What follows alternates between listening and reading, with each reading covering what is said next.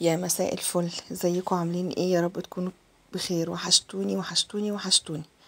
يلا بينا بقى كده. النهارده داخله عليكم كده بحاجه خفيفه، بقالي فتره موقفه فيديوهات. صراحه نفسيتي مش احسن حاجه، بس يلا قلت بقى اما اقوم اصور النهارده. بصوا بقى، عايزه اقول لكم النهارده الجو حر جدا، واحنا حرانين وزهقانين وتعبانين وكمان عايزين نعمل رجيم، فبنودع بقى. بصوا، انا قلت اعمل شويه سندوتشات كده خفيفه نودع بيها بقى الاكل التقيل ونخش على الرجيم. بصوا، اول حاجه كده بسم الله الرحمن الرحيم. هنا معايا ايه؟ كان معايا الصدوق ومعايا الخضار بتاعه، طبعا ركنته على جنب. معايا هنا الكبده، انا شطفتها كده شطفه بسيطه تحت الحنفيه، وحطيت لها بقى معلقه خل ومعلقه توم مفروم ونقعتها كده فيها شويه. تمام، دي التتبيله بقى اللي بتخلي ريحه الكبده جايبه اخر الشارع. بصوا بقى، عندي هنا للكبده ايه؟ شويه فلفل كده اخضر، يعني حامي على بارد زي ما تحبي. مش عايزه تحطي سبايسي ما تحطيش، المهم لازم يكون في فلفل اخضر في الموضوع. كبده وفلفل بس، كبده الاسكندراني اسمعوا مني، كبده وفلفل بس. تمام كده، يلا بقى بينا نسمي الله ونصلي على خير خلق الله. اللهم صل وسلم وبارك على سيدنا مولانا محمد وعلى اله وصحبه اجمعين. بصوا، حطيت هنا كده حوالي فنجان من الزيت.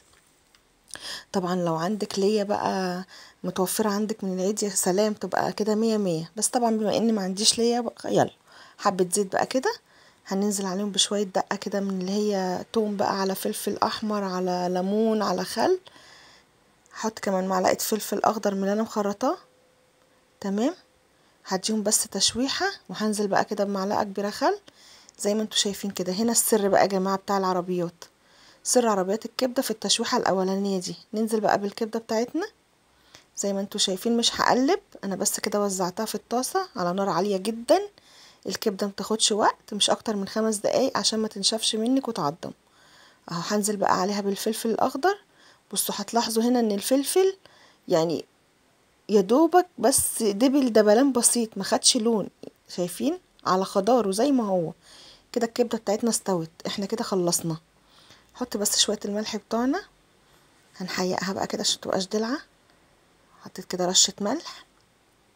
طبعا ما ننساش ان تتبيله التوم دي فيها ملح، فيعني خف ايدنا في الملح شويه. هنا بقى معايا خلطه الكبده دي من كنور. لو مش عندك يا ست الكل، تقدري تحطي معلقه كزبره ناشفه ومعلقه كمون ومعلقه شطه، مش اكتر من كده. ولا فلفل اسود ولا حبهان ولا الكلام ده كله خالص. عايزه بقى تاكلي كبده العربيات بتاعه الشارع، الكبده الاسكندراني على اصوله زي ما انت شايفه كده. تمام تمام. بما اني اسكندرانيه بقى، فيعني حدث ولا حرج. خلاص كده احنا خلصنا الكبده بتاعتنا. زي ما انتوا شايفين كده، بديها بس تقليبه حاجه بسيطه كده تتمكس مع البهارات اللي احنا حطيناها، وهنرفع الطاسه. تمام كده، يلا بينا بقى على الصدق. هنحط بقى هنا شويه زيت بسيط، مش هحط زيت كتير. هستنى بس الزيت بتاعي يسخن شويه، التليفون كان هيتقلب معلش. هنزل بقى هنا بالصدق بتاعي، برضو الصدق الاسكندراني زي ما انتوا شايفين كده، مفهوش افتكاسات، مفهوش اي افتكاسات. هنشوح بس الصدق بتاعنا كده على الوشين، يعني ياخد صدمه من الناحيه دي ونقلبه الناحيه التانية. طبعا بقى لو مثلا رايحة النادي مع الأولاد، زهقانة مش عايزة تعملي أكل، نازلة المصيف طبعا، رايحة على البحر كده وعايزة شوية سندوتشات بسيطة معاكي، مش هتاخد منك وقت، مش أزيد من 10 دقايق، وانت واقفة على البوتاجاز كده هتكوني مخلصة. هنحط بقى الخضار بتاعنا كده اللي بيستوي يعني اللي بياخد وقت في السوا الأول، زي ما انتوا شايفين كده. البصل هديله تشويحة مع الصدوق اهو. خلص يا دوبك البصل بس دبل حاجة بسيطة. هننزل بقى عليها بالفلفل الألوان. هنا زي ما انتوا شايفين كده فلفل اخضر واصفر، لو عندك احمر حطي، ما عندكيش يبقى اكتفي بالموجود. تمام كده. عايزه اقول لكم بقى شويه سندوتشات عظمه. يعني انتوا لو رحتوا تشتروا سندوتشات دي بقى من اي محل دلوقتي هتتكلف عليكم مبلغ وقدره. انا عايزه اقول لكم هنا ان ده يعني ده نص كيلو صدق، والكبده كانت ربع كيلو. هتشوفوا دلوقتي عملت معايا قد ايه. حطيت كمان معلقه كده من التوم اللي هو الدقه اللي احنا عاملينها.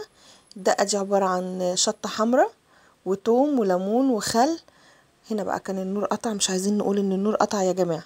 حطيت الطماطم بتاعتنا زي ما انتوا شايفين اهو. تمام بقى كده، هنملح، مش هنحط ملح كتير عشان الصدق بتاعنا بيبقى مالح شويه. النور قطع تاني، يلا معلش مش مشكله. حبه فلفل اسود ورشه بسيطه خالص من البهارات، مش اكتر من كده. تمام كده، تمام. خلصنا. خلصنا. متخيلين السرعة؟ في 10 دقايق، والله في 10 دقايق كنت مخلصة السندوتشات زي ما انتوا شايفين كده. بصوا، عايزة اقولك بقى شوية الخضار دول، انت هتسيبي الصدق وهتاكلي الخضار، حاجة كده تحفة. خلاص كده خلصت. جبت بس كده الصدق بتاعي على جنب والخضار بتاعي كده على جنب عشان ابقى عارفة انا بغرف ايه. تمام كده، وانا كده خلاص طفيت النار وخلصت. يلا بينا بقى نسوي السندوتشات بتاعتنا. هنجيب الكبدة اهو، هي لسه سخنة على فكرة، ما لحقتش تبرد. هنفتح بقى العيش بتاعنا كده، ممكن تاكلي في عيش بلدي، ممكن في عيش فينو، زي ما انت حابة بقى، انت وحريتك. تمام. هنعبي بقى السندوتشات بتاعتنا. لو عايز تعملي بقى طحينة مع الكبدة براحتك، بس انا بصراحة ما بحبش اكلها بطحينة، انا بحب اكلها بليمون كده وفلفل اخضر حامي يعني، او شطة مخللة حامية. انا ما بحبش احط على الكبدة طحينة، انت عايزة تحطي طحينة زي ما انت عايزة، الاكل ده اذواق. بس انا بديكي بقى الطريقة بتاعت العربيات وطريقة الاسكندرانية الصح. زي ما انتوا شايفين كده هنعبي بقى السندوتشات بتاعتنا، ونرجع نقول ده ربع كيلو كبدة. هتشوفي بقى طلع معايا قد ايه وكام سندوتش. ولو هنحسب السندوتش مثلا، يعني مثلا بعد الغلو اللي احنا فيه ده، نقول السندوتش ب20 جنيه، هيعمل معاكي مبلغ يعني. تعالوا بقى نغرف الصدوق بتاعنا. هناخد بقى كده معلقة من الخضار. عفوا، يلا العيش وقع مني كمان اهو. حط بقى شوية من الخضار ده تحت السندوتش كده كقاعدة. طبعا ده طعمه تحفة، ده لوحده كده في السندوتش حكاية.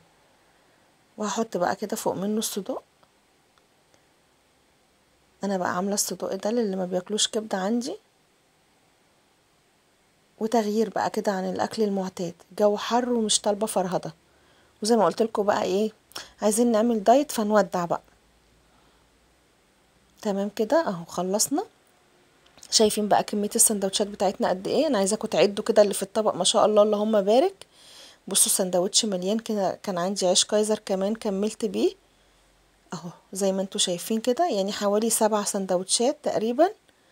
ادي كده 6 فينو وواحد كايزر، 7، 3 و3 في الطبق اهو. تخيلين بقى، اضربوا كده السبعة في 20 واحسبوا.